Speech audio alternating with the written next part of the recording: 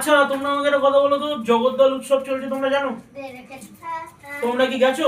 না।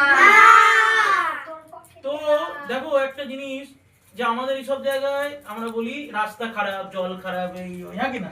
তোমরা বাচ্চা, তোমরাই আমাদের ভবিষ্যৎ, দেশের ভবিষ্যৎ। এই খারাপ রাস্তায় চলতে যেতে যে কোনো দিন অ্যাক্সিডেন্ট হতে পারে, কত সমস্যা হতে পারে।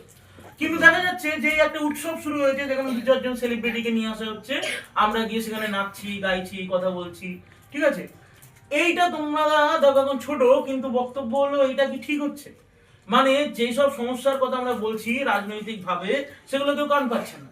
এইদিকে আমরা যাচ্ছি, সেখানে যে আনন্দ শুনছি সেখানে চলে যাচ্ছি। এই যে প্রজাতন্ত্র দিবস আমরা পালন করি, এই তোমরা এত সুন্দর সেজে এসছো সবাই, কিন্তু এই প্রজাতন্ত্র দিবস পালন করে কি হবে যদি না প্রজার কোনো কাজেই লাগে?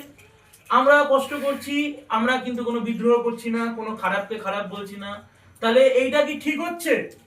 না, তাই তো? একদম।